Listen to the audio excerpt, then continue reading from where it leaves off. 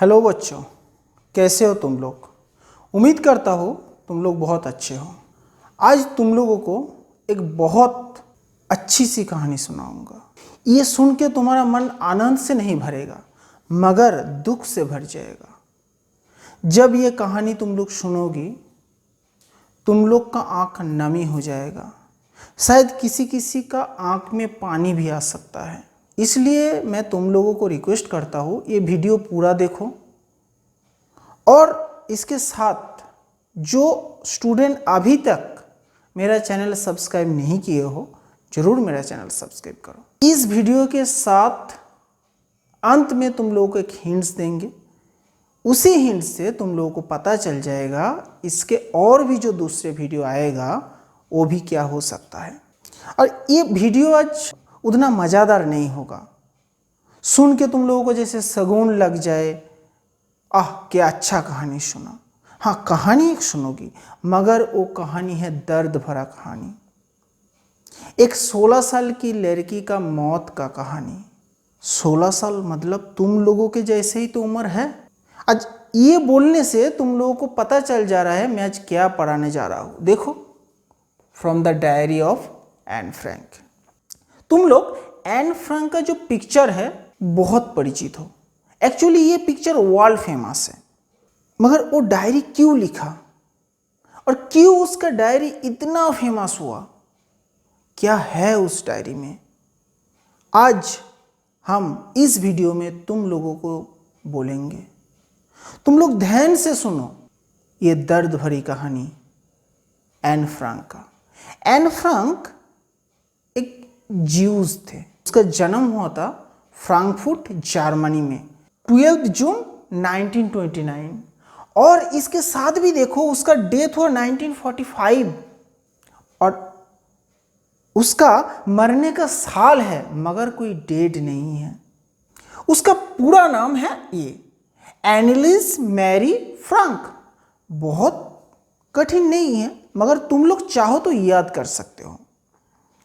उसका जो डायरी है उस डायरी का पूरा नाम है the diary of a young girl, जो 1947 में डच लैंग्वेज में पब्लिश हुआ था। तुम लोग भी पूछोगी सर डच भाषा कौन सी देश में बोला जाता है। नेदरलैंड्स में डच भाषा बोला जाता है। तुम लोग ये भी पूछ सकते हो सर उसका जन्म तो जर्मनी में हुआ था मगर वो नेदरलैंड्स क्यों गया था। ये भी एक कहानी है। और देखो वो लड़की जस्ट 16 साल में मर गया था और उसके मरने का कारण इस दुनिया को हिला दिया था। बहुत दुख भरी कहानी है। आज ये चैप्टर तुम लोगों के साथ मैं शेयर करूंगा और उसका डेथ जो एक दर्द भरी कहानी है वो भी तुम लोगों के साथ और एक दूसरे वीडियो में मैं शेयर करूंगा। क्योंकि दोनों चीज़ एक साथ शेयर कर दूंगा तो वीडियो बहुत लंबा हो जाएगा, तुम लोग नहीं देख पाओगे।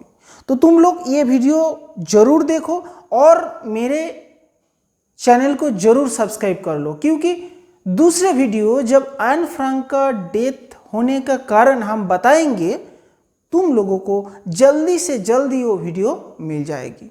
ये चैप्टर तुम लोगों का सिलेबस में है और जब तुम लोग ये टेक्स्ट पढ़ोगी तुम लोग को लगेगा अरे बहुत मज़ेदार चैप्टर है। स्कूल का कहानी है, एक यंग गर्ल स्कूल में जाकर उसका फीलिंग्स क्या होता है, उसका सेंटिमेंट्स क्या होता है वही बताया है। कोई इसमें खराबी नहीं है। मगर मैंने पहले बोला वो डायरी क्यों लिखा, क्यों लिखने का ज़रूरत पड़ा उसको। उसके बाद फिर हम टेक्स्ट का समरी में जाएंगे। तो पहले सुन लो उसका डायरी लिखने का कारण। पहले ही मैंने बोल दिया एन फ्रैंक का जन्म फ्रैंकफर्ट जर्मनी में हुआ था 1929 में। उसका फादर का नाम था ऑटो फ्रैंक। उसका एक बहन भी था जिसका नाम था मार्गट और उसका मॉम का नाम था एडिथ फ्रैंक। जब उसका उम्र 4.5 साल था तब उनका फैमिली को जर्मनी छोड़ के नीदरलैंड्स जाना पड़ा। इसका भी पीछे कारण है क्योंकि उस समय सेकेंड वर्ल्ड वॉर का घंटा बज गया था और उस समय जर्मनी का सत्ता में आ गया था हिटलर। तुम लोग हिटलर का नाम जरूर सुने हो। हिटलर जब सत्ता में आ गया, वो पहले जो ज्यूज लोग थे उन लोगों को मारने लगा, चुन चुन के मारने लगा। मारने का बहुत तरीका था, किसी को गोली से उड़ा दिया, किसी को कंसंट्रेशन कैंप में मार दिया, किसी को गैस चेंबर में घुसाकर मार दिया, और क्या क्या टॉर्चर था। पूरा कहानी को हॉलोकॉस्ट नाम से जाना जाता है। इस हॉलोकॉस्ट के ऊपर मैं जरूर एक वीडियो बनाऊंगा और जल्दी से जल्दी तुम लोगों के लिए मैं लेके आऊंगा। तुम लोग सिर्फ मेरे वीडियो देखते रहो। जब 1941 में हिटलर सत्ता पे आया, तब जो ज्यूज लोग थे उन लोगों को सिटीजनशिप से बाहर कर दिया गया था। तो इसका फैमिलीज भी ज्यूज थे। इन लोग क्या किया, भाग गया नेदरलैंड्स में। उस समय नेदरलैंड्स जर्मनी के अधीन नहीं थे। बाद में नेदरलैंड्स को जर्मनी ने कब्जा कर लिया था। इसके साथ ऑटो फ्रैंक को एक बिजनेस का सुविधा भी मिल गया। वो नेदरलैंड्स में जाकर कुछ चीज़ों को बिजनेस करने लगा और उसका फैमिली को पालने लगा। उधर ही एन को और मार्गरेट को स्कूल में भर्ती करा दिया। पहले उन लोग डच लैंग्वेज नहीं जानता था, थोड़ा सा प्रॉब्लम भी हो रहा था, मगर जब स्कूल में गए थे, स्कूल का स्टूडेंट्स के साथ इतना अच्छा दोस्ती हो गया था, धीरे धीरे डच लैंग्वेज एन अच्छा से जानने लगा। एन ने बोला उसका दोस्त था, मगर ऐसा कोई गहरा दोस्त नहीं था जिसके साथ वो सब कुछ शेयर कर सके। उसका जब 13th बर्थडे था, उसका पापा उसको एक डायरी गिफ्ट किया। एन अपने पापा को बहुत प्यार करते थे और मार्गरेट उसका मम्मी को बहुत प्यार करते थे। दोनों की प्यार दोनों तरफ था। एन मम्मी को उतना पसंद नहीं करता था, मगर पापा को बहुत पसंद करता था। ऑटो फ्रैंक भी एन को बहुत पसंद करता था। उसका जब 13th बर्थडे हुआ, तब ऑटो फ्रैंक ने एन को एक डायरी गिफ्ट किया। जब डायरी एन को मिला, एन को मालूम हुआ ये डायरी उसका सबसे गहरा दोस्त है, सबसे नज़दीक का दोस्त है, जिसके साथ वो सब कुछ शेयर कर सके। और उस डायरी का वो प्यार से एक नाम भी दे दिया, किट्टी। और उस डायरी में क्या क्या घटना था। जब नेदरलैंड्स को भी जर्मनी ने कब्जा कर लिया था, फ्रैंक फैमिली 1942 से 1944 तक नेदरलैंड्स में भी छुप के रहते थे। और उसका बहुत नज़दीक जो रिश्तेदार था, उन लोग फ्रैंक फैमिली को फूड सप्लाई करते थे, पानी सप्लाई करते थे, और जो सुविधा है वो सब सप्लाई करते थे। तो इस 2 साल में एन का कोई दोस्त नहीं था, किसी के साथ मुलाकात नहीं कर पाते थे, स्कूल नहीं जा पा रहे थे। तो इस समय में एन ने वो डायरी लिखना शुरू कर दिया। वो पहले ये सोचा जो चीज़ मैं डायरी के साथ शेयर करूं, वो किसी के साथ मैं शेयर नहीं कर पाऊंगा। तो इसलिए वो ये भी सोचा, जब मेरा ये छोटे उम्र का एक लड़की का डायरी कौन पढ़ने चाहेगा, कोई नहीं पढ़ने चाहेगा। और एन ये भी चाहता था मेरा डायरी कोई नहीं पढ़े। और पूरा डायरी में उसने उतना बाहर का कठिनाई का होने के बावजूद भी उसने आशा का शब्द लिखा। वो सोचता था ये दुनिया एक दिन फिर से ठीक हो जाएगा, ये दुनिया से एक दिन वॉर हट जाएगा और पीस आएगा, युद्ध हट जाएगा, शांति छा जाएगा पूरा दुनिया में। मगर युद्ध तो खत्म हुआ। उस युद्ध खत्म होने से पहले ही उसका डेथ हो गया। तो इसका डेथ का कहानी हम लोग बोलेंगे। 1944 में जर्मन जो सैन्य थे, जिसको हम लोग गेस्टापो का नाम से जानते थे, उस गेस्टापो ने उस फैमिली को पकड़ लिया।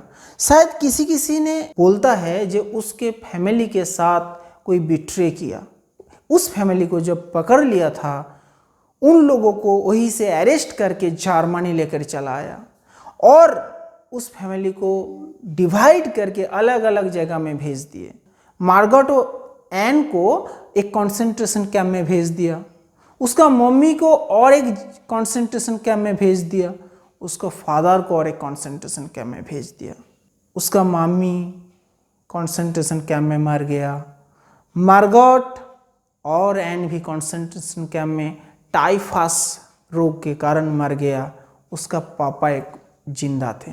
जब सेकेंड वर्ल्ड वॉर ख़त्म हुआ, उसका पापा नीदरलैंड्स वापस आया। जब वापस आया उसको मालूम नहीं था कि उसका 2 बेटी मर जाएगा। वो जब खबर उसको मिला वो बहुत दुखी थे। तब एन का उसी घर में उसको एन का डायरी मिला। जब वो डायरी मिला उसने 1947 में उसको पब्लिश किया और 1952 में ये डायरी पहले इंग्लिश में पब्लिश हुआ। वो डायरी आज तक दुनिया भर में 70 भाषाओं में पब्लिश हुआ था। तो सोचो कितना फेमस हो गया था एन, मगर मरने के बाद। तो उसका मरने की कहानी तो हम दूसरे कोई वीडियो में बोलेंगे। आज जो पढ़ाएंगे तुम लोगों को वो है उसका डायरी से एक छोटी सी पार्ट, वही तुम लोगों को पढ़ाएंगे। इस डायरी में उसने उसका स्कूल का जो मेमोरीज उसने बताया। वो जब छोटे थे उसका स्कूल का ओरिजिनल नाम था 6th मॉन्टेसरी स्कूल। इस कहानी में उसने पहले बोला जे डायरी लिखना बहुत कठिन चीज़ है, कैसे लोग डायरी लिखते हैं हमको पता ही नहीं। धीरे धीरे वो भी यूज्ड हो गया और उसका मन में था ये डायरी सिर्फ मेरा है, मेरा फीलिंग्स है, किसी ने मेरे डायरी को ना पढ़े तो अच्छा है। मगर अभी क्या है, पूरा दुनिया जान गया उसका डायरी के बारे में। और तुम लोग तो जानते हो उसने डायरी का क्या नाम दिया, किट्टी। और ये डायरी उसको मिला उसका जब 13 बर्थडे था। कुछ दिन पहले उसका ग्रैंडमदर का डेथ हो गए थे, इसलिए उस टाइम उसका जन्मदिन बहुत गर्जसली सेलिब्रेट नहीं हुआ था। मगर उसको डायरी मिल गया था, वो बहुत खुश थे। उसका नाम भी दे दिया था किट्टी। हम लोग कैट को प्यार से किट्टी बोलते हैं। मगर इस डायरी में उसने स्कूल का एक क्लास का बड़ी जिक्र किया, वो है मैथ क्लास। हम भी जानते हैं तुम लोग मैथ बहुत पसंद करते हो। जो बच्चे मैथ पसंद करते हो जरूर कमेंट करो। सच बोलो हम भी मैथ उतना पसंद नहीं करते, मगर मैथ जानना बहुत ज़रूरी है। पता नहीं हम भी छोटे से इंग्लिश ही पसंद करते आए हैं, मैथ पसंद करना कम हो गया, इसीलिए मैथ में मेरा हर वक्त कम नंबर आता था। तो मैथ्स टीचर उसको एक नाम दे दिया, चैटरबॉक्स, क्योंकि वो क्लास में बहुत बग बग बग बग करते थे। तुम लोग भी करते हो क्लास में। इतना बात करने के लिए उसका मैथ टीचर उसको एक होमवर्क दिया। होमवर्क क्या था, चैटरबॉक्स नाम से एक ऐसे लिखकर जमा करो। लिख के ले आया, मगर वो लिख दिया हम नहीं सुधरेंगे। फिर उसको दूसरा बार बोल दिया एन इनकॉरिजिबल चैटरबॉक्स, मतलब वो कभी सुधरेगा नहीं। उसी के ऊपर से भी एक ऐसे लिखने को बोला। दूसरी बार भी उसने लिखा। जब दूसरी बार लिखने के बावजूद भी उसने नहीं सुधरा, तब मैथ्स टीचर ने उसका नाम दिया क्वक क्वक मिस चैटरबॉक्स। तब एन ने कविता लिख के लेके आया और उस कविता को उस मैथ टीचर ने रीड किया और बहुत खुश भी हुआ। ये सब छोटे छोटे यादें का मन में था और ये उसने डायरी में नोट डाउन किया। तो ये कहानी से हम लोग क्या सीखेंगे? एक बात सोचो, एन ने ये डायरी लिखा कब? जब उन लोग बंदी थे, मतलब उन लोग बाहर नहीं निकल सकते थे। बाहर निकलेगा तो जर्मन सोल्जर उन लोगों को मार देगा, बाहर निकलेगा तो उन लोगों के ऊपर टॉर्चर होगा, बाहर निकलेगा तो उन लोगों को पकड़ के लेके जाएगा जर्मनी में। उसका कहानी तो हम नेक्स्ट वीडियो में ज़रूर बोलेंगे। एन, मार्गट, उसका मम्मी और उसका फादर के ऊपर क्या टॉर्चर हुआ था और कैसे उन लोग का जीवन अंतिम पर्याय में चला गया। कॉन्फाइंड रहने के बावजूद भी, बंदी रहने के बावजूद भी एन का मन बहुत पॉजिटिव था। इस कहानी में कहीं पर कोई दुख का छोटा सा भी सिग्नल तुम लोगों का मिला है? मुझे तो लग रहा है नहीं। तो हम लोग क्या सीखेंगे उससे? हम लोग सीखेंगे जो हम लोगों के नहीं है उसको पाने के लिए हम लोगों का मन दुख में ना भर जाए। हम कोशिश कर सकते हैं पाने के लिए, मगर उसको नहीं मिला तो हम लोग पूरा रो के बैठ जाए, हमको ये नहीं मिला, हमको ये सुविधा नहीं मिला, ये नहीं करें। जो मिला है उसी से खुश रहना चाहिए। What you have got, you should be happy with this। ये है ये स्टोरी का मॉडल। तो हम आशा करते हैं तुम लोग ये स्टोरी जरूर रीडिंग दोगी और तुम लोगों का कोई भी क्वेश्चन रहेगा तुम लोग जरूर हमको कमेंट बॉक्स में बोलोगी।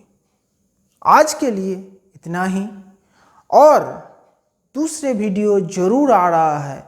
तुम लोग जरूर मेरा चैनल को सब्सक्राइब करो। Thank you.